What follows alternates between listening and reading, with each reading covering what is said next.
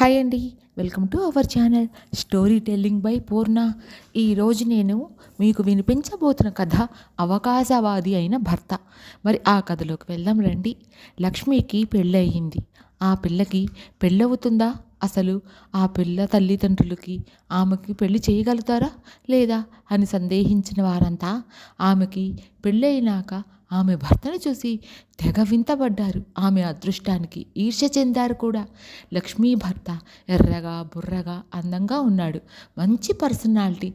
నల్ల పిల్లకి ఈ ఎర్ర మొగుడు ఇంత బాగా ఉన్న కుర్రాడు ఎలా దొరికాడో. అయినా ఆ అబ్బాయికి ఈ పిల్ల ఎలా ఎందుకు నచ్చిందో అని ఆరాలు తీశారు కొత్తలో. అతని పేరు రాజ్ కుమార్. లక్ష్మితో పెళ్ళి అయ్యేదాకా తనకి పెళ్ళి వద్దని ఇంట్లో గోల పెట్టాడు. లక్ష్మి కంటే తెల్లగా అందంగా ఉన్న అమ్మాయిలని బలవంతంగా పెళ్లి చూపుల్లో చూపించారు. ఎవ్వరూ అతనికి నచ్చలేదు. అలాంటిది లక్ష్మి నచ్చింది. నల్లగా ఉన్నప్పటికీ అంతదాకా పెళ్ళి వద్దు వద్దు అన్నవాడు చేసుకుంటానని తల ఆడించాడు. లక్ష్మి నల్లగా ఉంటే ఏమాత్రం, ఆ ముఖంలో ఎంత కళ, ఆమెది ఎట్లాంటి స్ట్రక్చర్, ఆమె హృదయంలోని స్వచ్ఛత, మంచితనం ఆ ముఖంలో ఎలా కనిపిస్తూ ఉంటాయో చూస్తే పొంగిపోయింది లక్ష్మి. ఆనందంతో నాట్యం చేసింది ఆమె హృదయం. తనకి తాను ఎన్ని కబుర్లు తీయనివి చెప్పుకుందో. అదృష్టం అంటే తనదే. ఎంత భాగ్యం చేసుకుంటుందో. అట్లాంటి భర్త తనకు దొరుకుతాడు. తను ఆరాధించే దేవుడికి ఎంతగా మొక్కిందో. పెళ్లిపీటల మీద అతడి పక్కన కూర్చుంటే పులకరించిపోయింది ఒళ్ళంతా.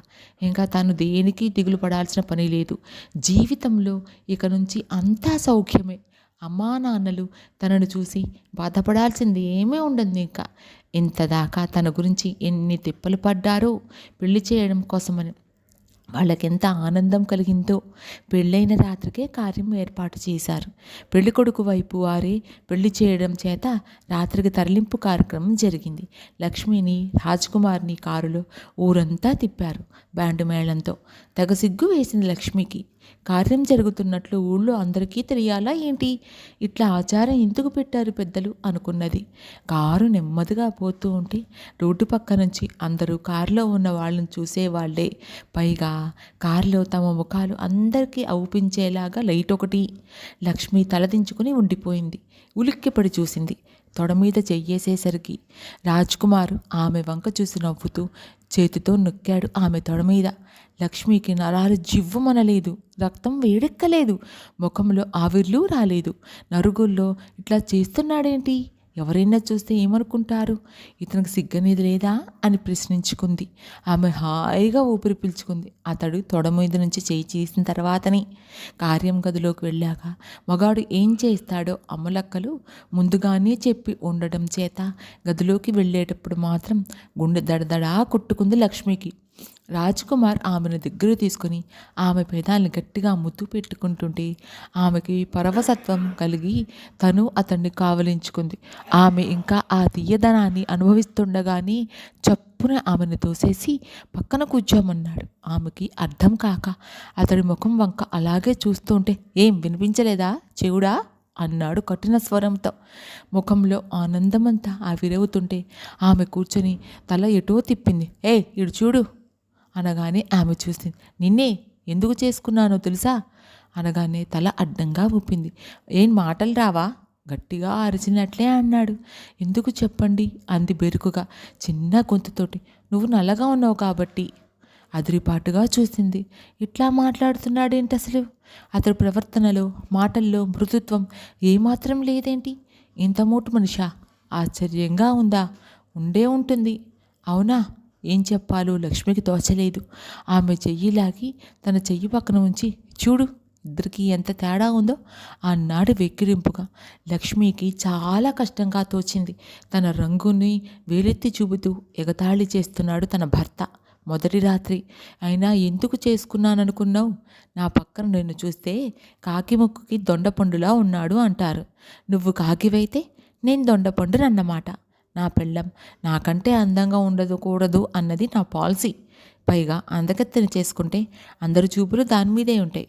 అదే నువ్వనుకో, ఏ మొగాడు అంత దీక్షంగా నీ వంక చూస్తాడనుకోను. ఒక్కో మాట లక్ష్మి గుండెల్లో ఒక్కో ముళ్ళును గుచ్చింది.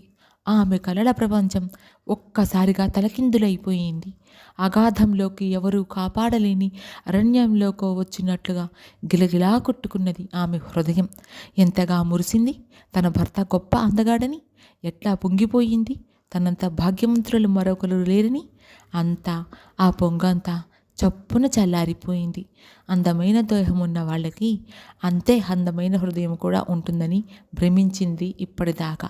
దేహానికి హృదయానికి సంబంధం ఉండదని తెలిసొచ్చింది.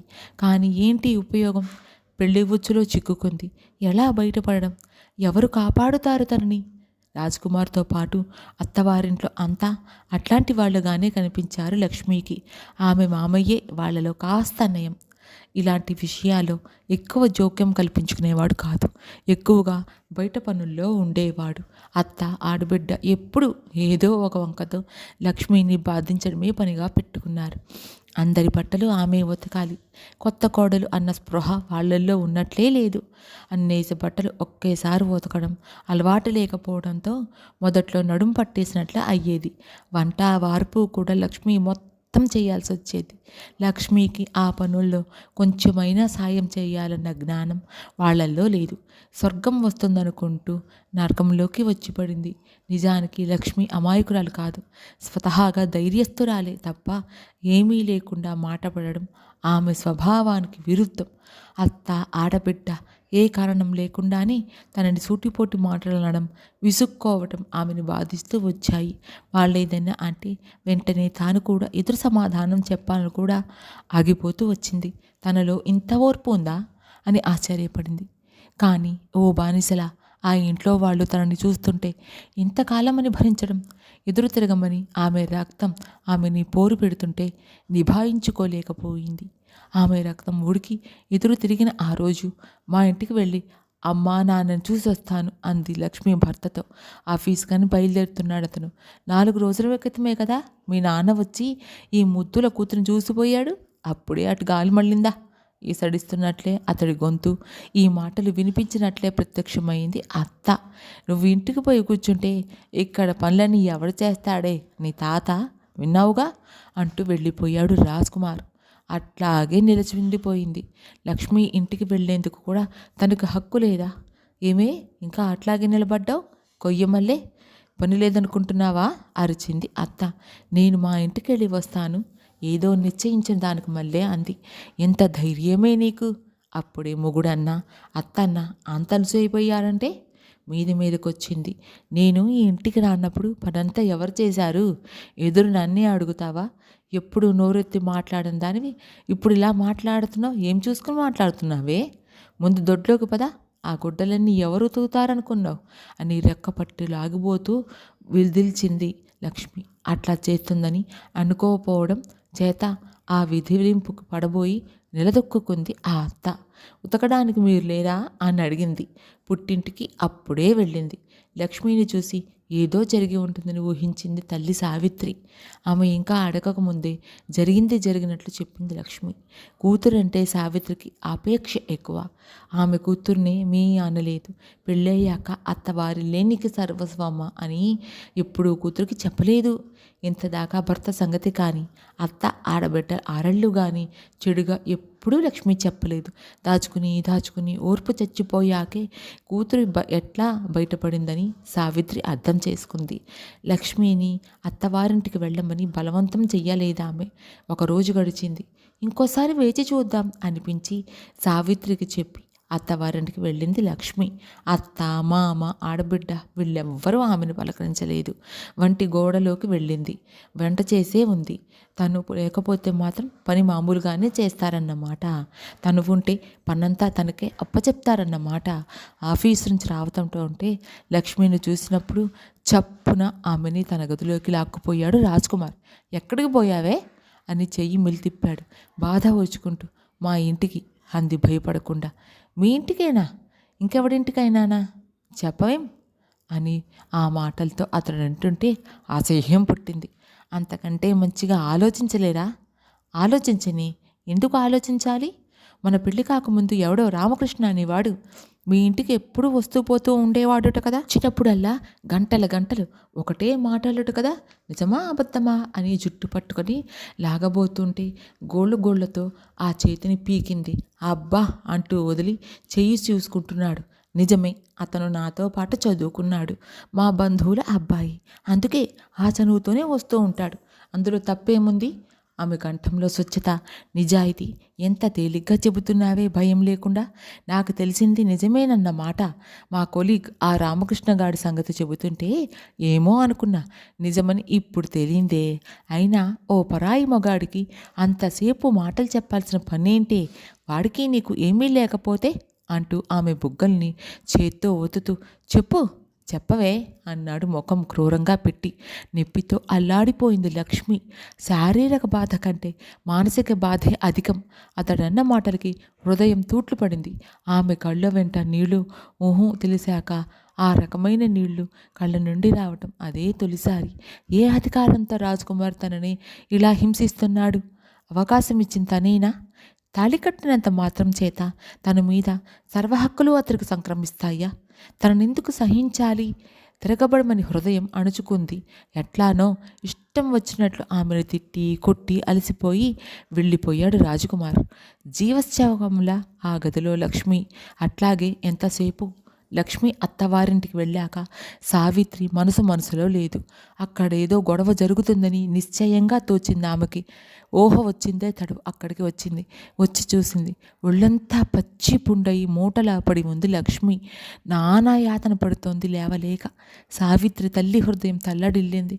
ఆ ఇల్లు రాక్షసుల కొంపగా అనిపించింది. అయినా ఎవ్వరినీ ఏమీ అనలేదు ఆమె. లక్ష్మిని తమ ఇంటికి తెచ్చేసుకుంది. ఎవరూ అడ్డు చెప్పలేదు, ఏమీ మాట్లాడలేదు. లక్ష్మికి జ్వరం వచ్చింది. 4 రోజులకి జ్వరం, ఒంటి నొప్పులు తగ్గాయి. ఆమె పుట్టింటికి వచ్చిన 3వ రోజు రాజ్కుమార్ అక్కడికి వచ్చాడు. తల్లి కూతుళ్ళు ఇప్పుడు భోజనాలు చేస్తున్నారు. ముందు సావిత్రి చూసింది అతడిని. మీ ఆయన వచ్చాడు అంటూ మర్యాదగానే అతడిని లోపలికి పిలిచింది. అతడు వచ్చి కూర్చున్నాక భోజనం కానిచ్చి వచ్చారిద్దరు. నేను లక్ష్మితో మాట్లాడాలి అన్నాడు వాళ్ళ వంక చూడకుండా. సావిత్రి లోపలికి పోతుంటే ఆపబోయింది లక్ష్మి. కళ్ళతోనే ధైర్యం చెప్పి తన దొడ్లోకి వెళ్ళింది సావిత్రి. ఏంటి నీ ఉద్దేశం? చెప్పా పెట్టకుండా మీ అమ్మ తీసుకొస్తుంటే వచ్చేయడమేనా? అక్కడ మా పరువు సంగతి ఏం ఆలోచించావు? అతడిని తన పరువు సంగతే తప్ప తన గురించిన ఆలోచనే లేనందుకు బాధపడలేదు లక్ష్మి. ఆశ్చర్యపోనూ లేదు. అతడి జవాబు చెప్పాలనిపించలేదు. ఆమె మౌనాన్ని ఇంకోలా అర్థం చేసుకున్నాడు అతను. అయిందేదో అయిపోయింది, మన ఇంటికి వెళ్దాం పదా అన్నాడు లేస్తూ. అప్పుడు లక్ష్మి నుంచి మౌనమే సమాధానం వస్తున్నట్లు రానన్నట్లు చిరాకు పడుతూ అడిగాడు. ఎందుకు రావాలి? నువ్వు కొట్టే దెబ్బలు భరించడానికి మీ అమ్మా చెల్లెలు బానిసలా చూస్తుంటే సహించడానికి రావాలా?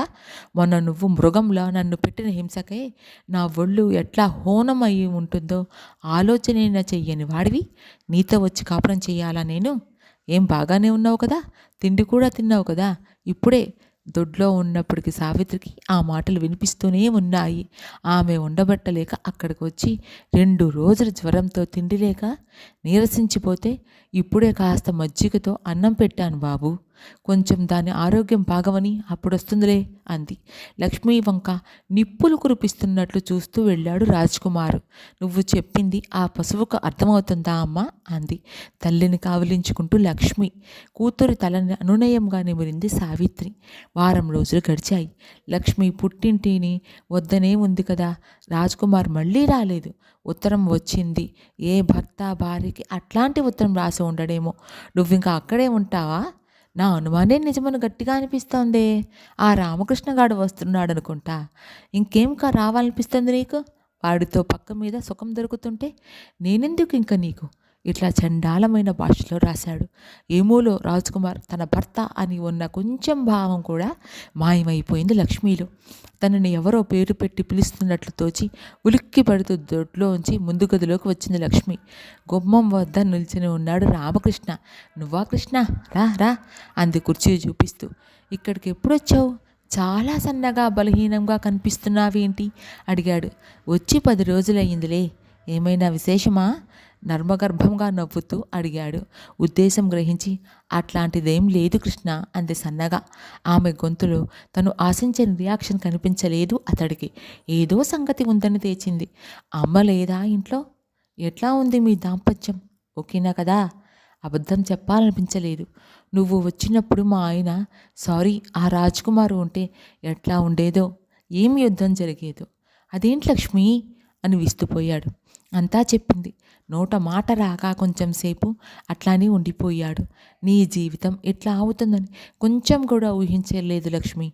మంచి అందగాడు నీ భర్తగా వచ్చాడని తెలిసి ఎంత ఆనందించాను తెలుసా? అప్పుడే ఇట్లాంటి బాధాకరమైన విషయం నీ నోట వెంట వినాల్సి వస్తుందని అనుకోలేదు అసలు. నీ జీవితం ఇట్లా అవడానికి నేను కారుకున్నాయ్యానా? అతని కంఠం ఉడికింది. ఇందులో నువ్వు చేసింది ఏముంది కృష్ణ?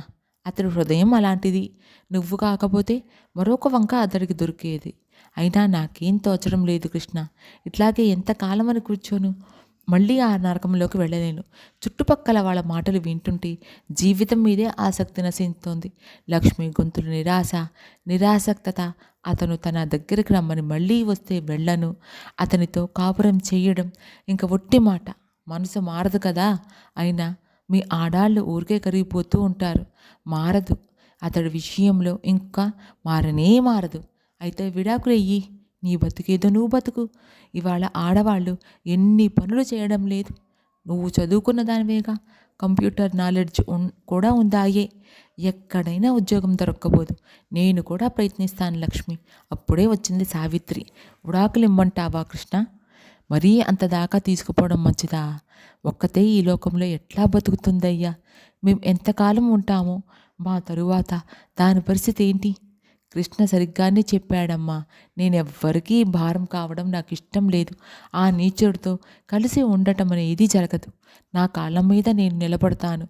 మగాడు తోడుంటేనే ఆడదాని సార్థకత అని నేను అనుకోవడం లేదు. నా జీవితాన్ని నా చేతుల్లోనే ఉంచుకుంటాను. నా ఇష్టం వచ్చినట్లుగా దాన్ని మలుచుకుంటాను దృఢంగా చెప్పింది లక్ష్మి. అభినందనపూర్వకంగా ఆమె వంక చూశాడు రామకృష్ణ. ఇంతటితో ఈ కథ సమాప్తం. ఈ కథ నచ్చితే లైక్ చేయండి, షేర్ చేయండి, కమెంట్ చేయండి. మరిన్ని కథల కోసం ఛానల్ని సబ్స్క్రైబ్ చేసుకోండి. Thank you for watching.